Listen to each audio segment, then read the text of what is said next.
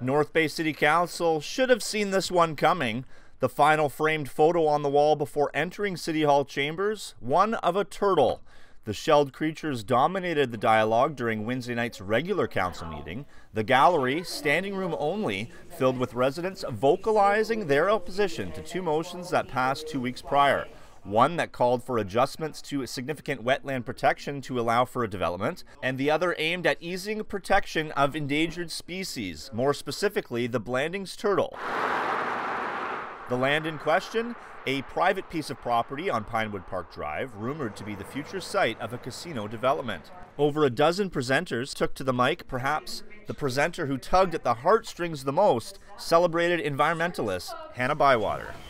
We need to take a stance and stop the degradation of the environment that we are responsible for. Many more followed, all urging council to reconsider. One woman brought along a guitar to sing her concerns.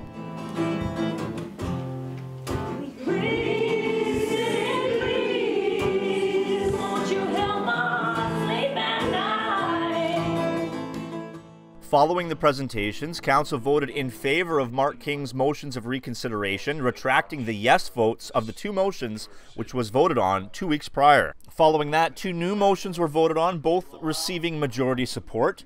Concerning the species at risk, council will collect public input as part of a 10-year provincial review. This is in an effort to streamline approvals and provide clarity to support economic development. Meanwhile, the second motion is in regards to a Northern Ontario boundary and a request to move that line a fair amount south. Cogeco News talked to Bywater following the votes. I was extremely disappointed with council's votes, and I am really honestly at a loss of words with how things turned out. I had the chance to talk to the mover of both motions, Councillor MacBain. What's the end goal here? Well, the end goal is that there's two processes now that if I was a developer and I want to develop land, one through our official plan, one with the MNR. I see that as a duplication. I would like the province to decide which one the developer should be doing. I don't think that's fair that the developer takes time, money to do both processes. Both processes would allow them to mitigate any species at risk that happen to be on their land. So I would hope that instead of there's duplication, that there's one process. And that's where I would hope that the province lands in regards to species at risk. If this did not get tied into the casino, do you think that there would be this much of an outcry? Say you were developing a convenience store on that piece of property. Do you think that this would garner such a reaction? So the developer hasn't selected publicly where they're going to settle.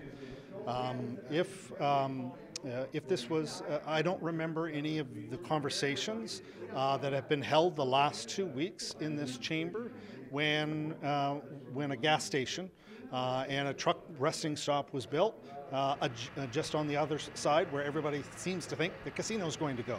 I don't remember this amount of dialogue. Councillor Dave Mendocino is pro-development. Knowing that, I asked him this question. Does development go to a standstill now? Or are you worried that development, whether it be a casino or not, is at a standstill? I'm not worried about development going at a standstill. I mean, development's happening today, and you know, these laws are in place. You know, I talked earlier on about you know, a balanced approach to these kinds of things. Councillor King voted no to both of Bain's newly tabled motions on Wednesday. You have to ask yourself why we're going through this process. What is the reason for it? So you know, in my mind, the reason is.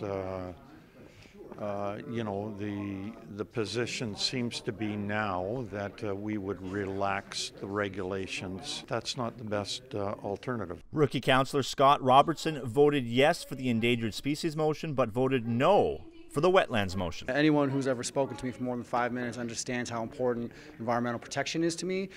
Many people, my peers and the people in my social circle, see this as one of two defining issues of our time, locally as well as globally. So yeah, it's something I take very, very seriously.